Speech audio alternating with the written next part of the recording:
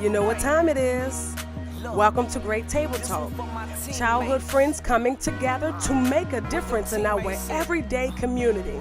Enjoy this week's episode. Welcome to Great Table Talk, everyone. It's your girl, Cash, and I have a special guest, Mr. Torex. Can I just call you Torex? You can call me Torex. On the real estate side, a lot of people call me Rex.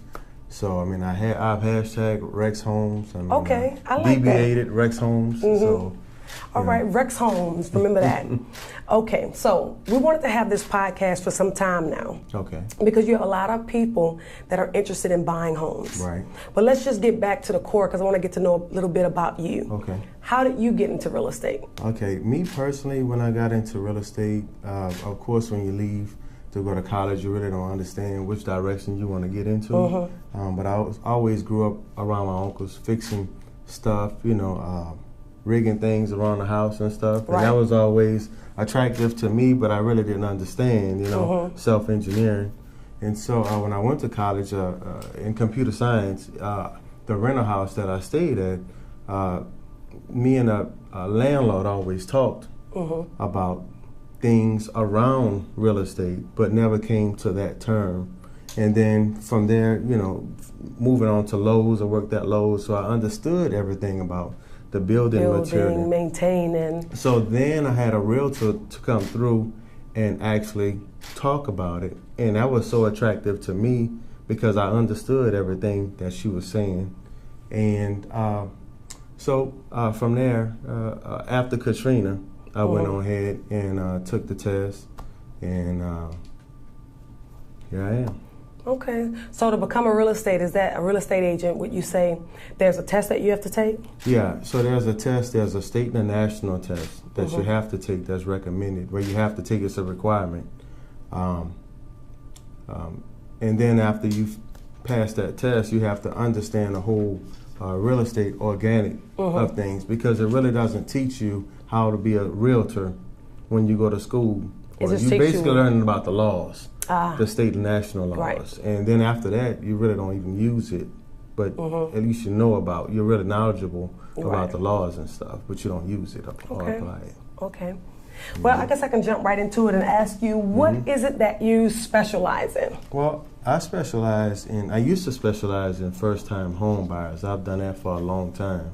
Okay. But at this point, I have a whole fleet of investors, and but now my specialty is investors and second-time home buyers.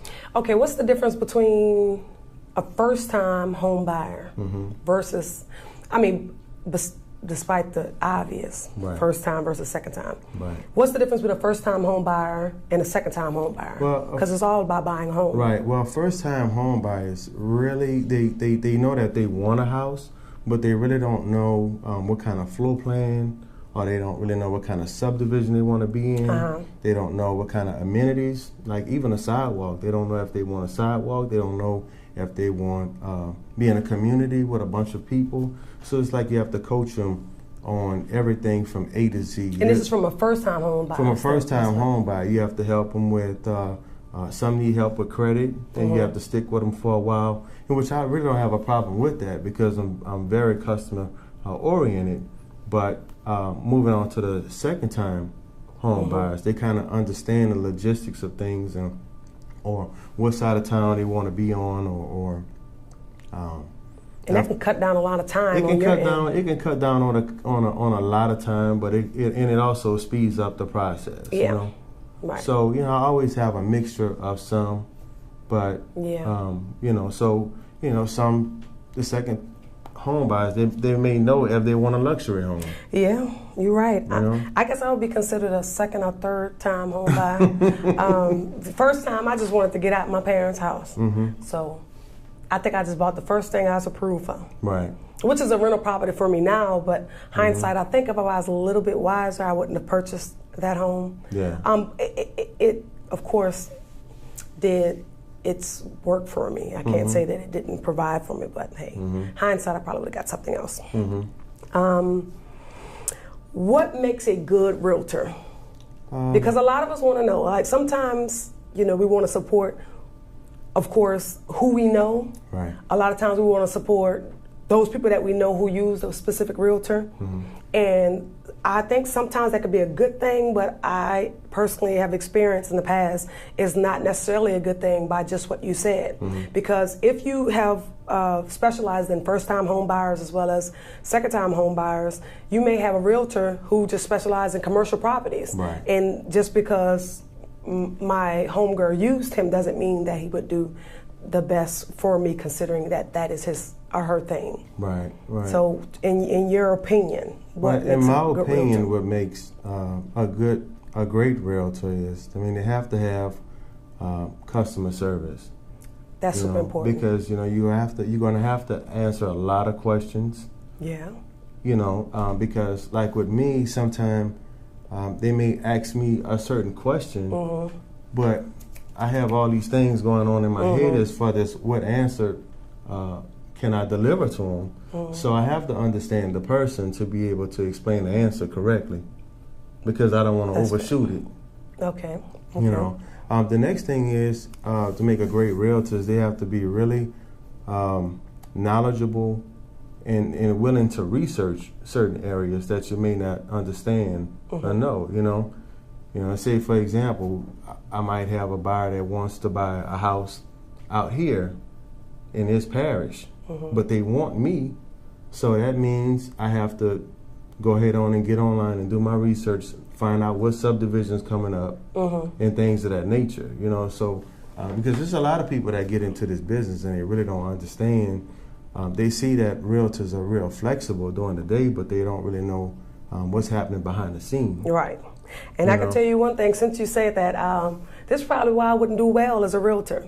Because I need Raheem or Stephanie to come in there, sign a paper so I can put them in this house. I don't have all month to be playing around with, I know this is unprofessional, but this is how I want to say it. I don't have all month to be playing around with Raheem and Stephanie. Now, I sign your name so we can get you in this house. Well, that's what I'm saying. So when I was a rookie, and let's just say if somebody wanted a house, I show them all around town, right? Burning up all my gas and spending my whole day, you know, but still didn't, I didn't get no coins off of that. So now that I kind of understand the game, you can kind of eliminate all these extras, and you can kind of ask those preliminary questions to try to find out what is exactly, and try to drill down what they're looking for. Or send me a picture or something like that, just so you can help speed up the process. And then you can say, okay, instead of looking at A through Z, this is your options, A, B, or C. Right.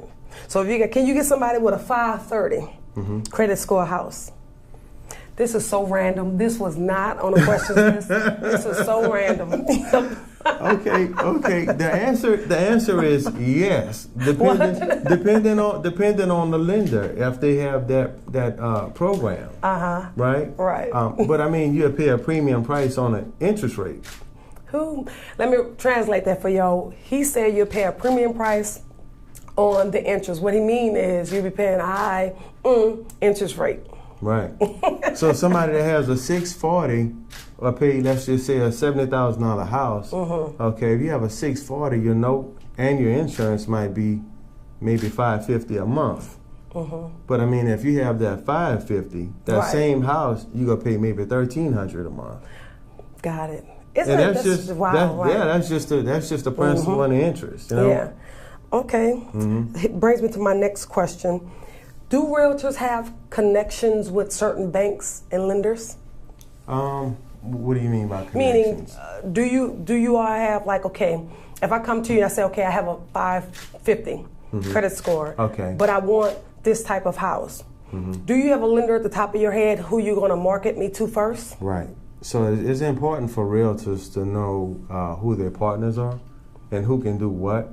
I have a lender that specializes in entrepreneurs and that understand tax things that may be faced with later on before we get to closing. I have lenders that offer a lot of products and that's great with people. And then I have other lenders that does great with people with low credit scores and don't mind sending them to a credit repair person. Right? And so at that point, the only thing I want to know is, I need you to send me that email when they're ready. right? So I mean, my job is to keep touching them every few months just to see how everything going, how the relationship going, and then we don't start shopping until I get that email. They're ready. Got it. Okay. What is an ideal candidate or customer? What do y'all call them? Customers? Client? Client. Give me an ideal client. This is some things that realtors don't really like to share because you don't want to make anyone feel any kind of way. Well, I'm glad you asked me that because I mean, even I post a lot on social media, and the reason I do vlog and stuff like that is because I want to be transparent. Which is important. It blows me away when people walk up to me at Walmart and say, "Hey, you the dude?" Yeah. And I may not know him. We friends, but I don't know him. You know. But the perfect person is somebody that has their business together as far as their credit, and they know what they want. And let's just say if they get approved for $200,000, but they say, "Hey, I want my note just to be maybe $850 a month." So that would be somebody that's ideal that kind of know what they want. What is a pretty decent credit score to have if you were looking for a home for the second time? Or third? 640 is the baseline where you're good, right? But I mean, of course, the higher your credit score is, the lower your interest rate is going to be. Okay. So you have more options. Okay. What about? I had a friend of mine. I'm not going to say their name because you probably know them, and I'm not going to say their name because y'all too nosy. They were in bankruptcy. Okay. And I remember when this person was in bankruptcy. And when I tell you they finished bankruptcy, and I swear within a matter of 3 months of completing their bankruptcy, they were able to buy a house or two. Well, some are severe than others, What does that mean?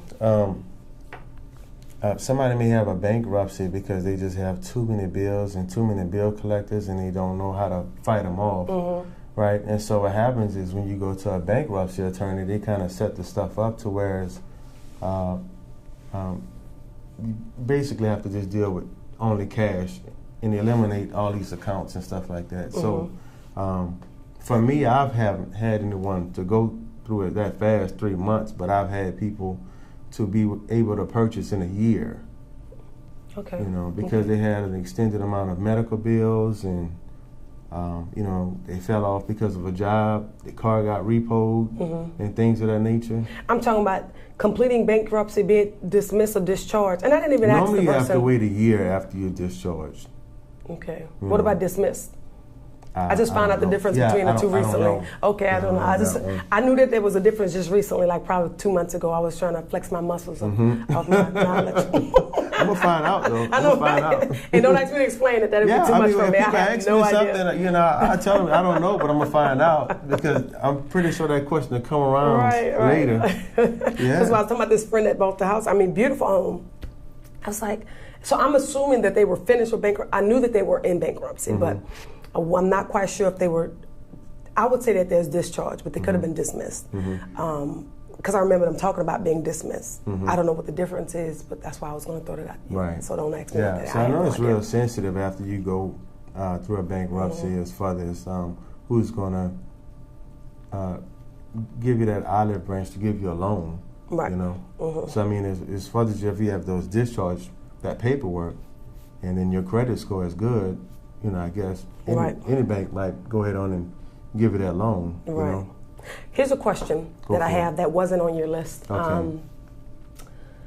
I heard, and this is probably within the last 2 years, and I wish I would have knew this first, that lenders, and it's from your experience, you can answer this, lenders are not quick to give a first-time home buyer a loan if they have a car already.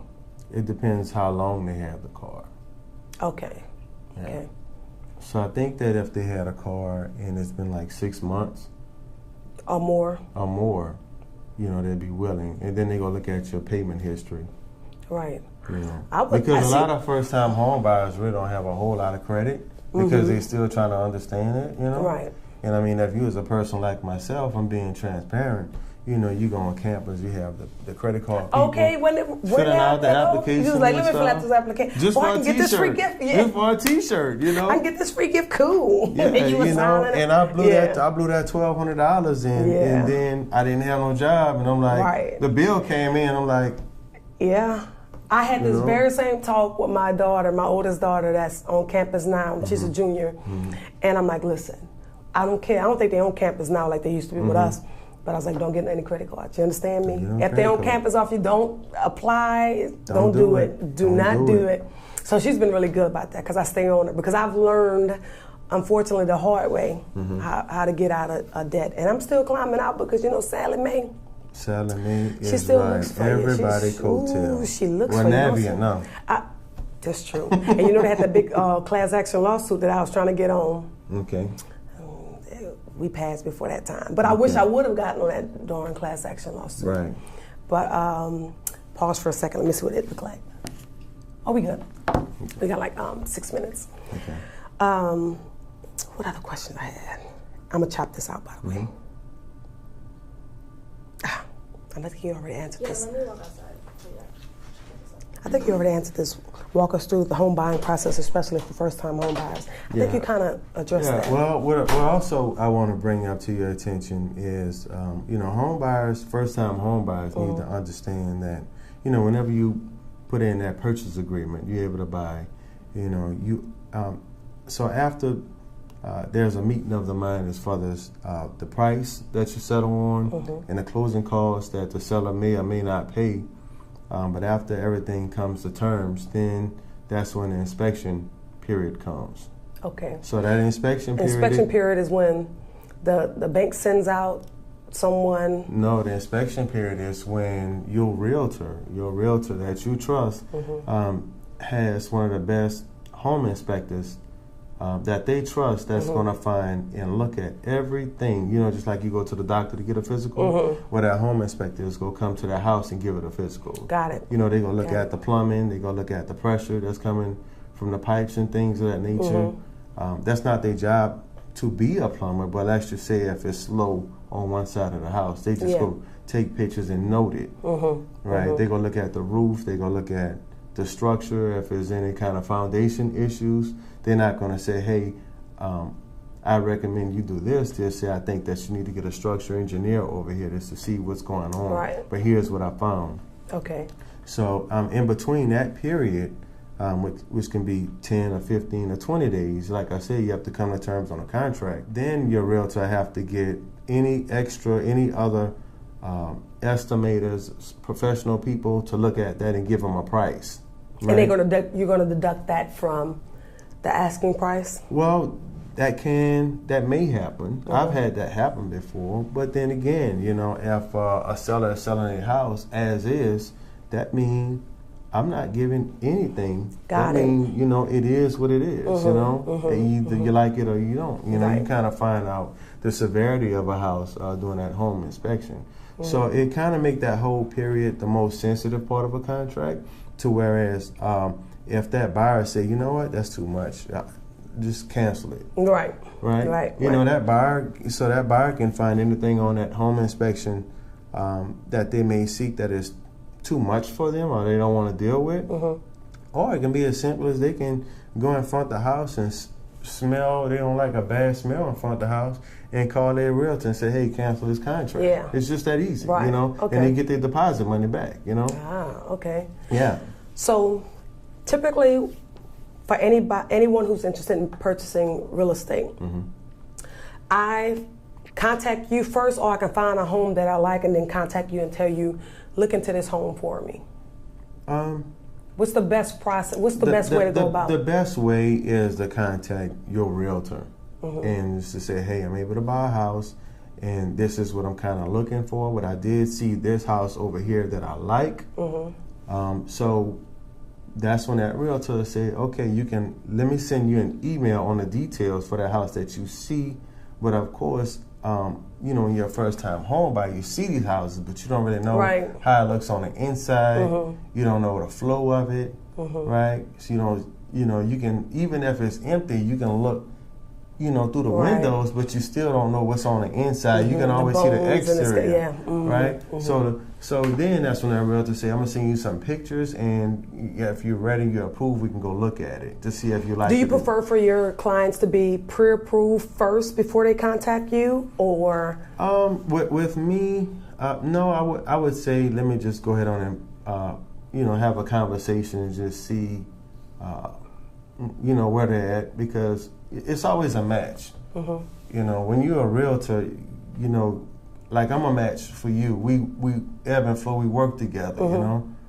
So we may not work. You may not like my attitude or how I answer your questions. I may be too direct for you. So I would like them to contact me, and then they will know. Well, I don't like this guy. I just find somebody else. Okay. And that's kind of how it is. But if we work together, we sign agency disclosures and things like that. And I would say, okay, if there's an open house on Sunday, you can go, but just let them know that I'm helping you, Good. So you all heard it, that when you are in the market to buy a home, you don't necessarily have to have your pre-approval first before you contact your real estate agent. Before I get on my next subject, I want to give you an opportunity to tell the folks how to reach you on your Instagram. If you want to give your cell phone, you can, and your email address. Sure. Okay, it's very easy. My name is Torex Collier. I'm known. You can find me on Facebook under Rex Homes, and on IG, Instagram. You can look me up under Rex Homes. So my phone number. That's REX. Some of them kind of, REX. They got new names and spellings these days. Rex Homes. It's easy. Yeah. It's easy. And then my phone number is 225-610-5151. So that number is based out of Baton Rouge, but I have a lot of people in the Baton Rouge area and in the New Orleans area that I help. So just give me a shout. My email address is Torex, Torex .Collier, Collier @gmail.com.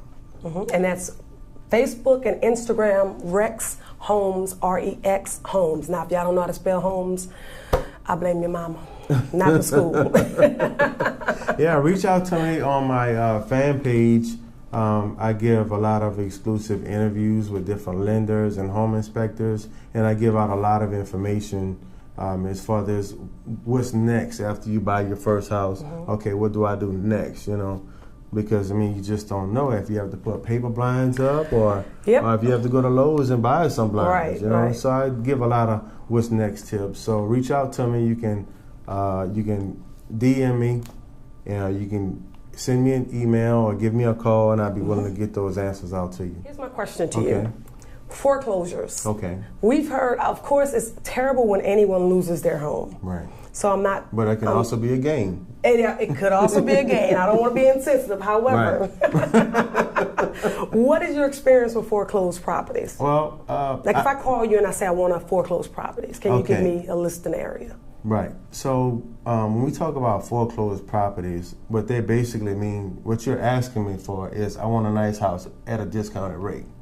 Right. Right. So the whole contractual process is long. It plus 60, maybe 60 days. Okay. Because whenever you send in a contract to these banks that have these foreclosed properties, it's a list of people that have to sign off on the paperwork before they even say, yes, I'll take that deal. Wow, okay. Right? So let's just say we found this house that we like. Well, because you like it, that means we have to kind of know, we have to do our research on how much the houses are, and normally those houses are discounted 15% less than the value that they should be, and also the condition is deducted.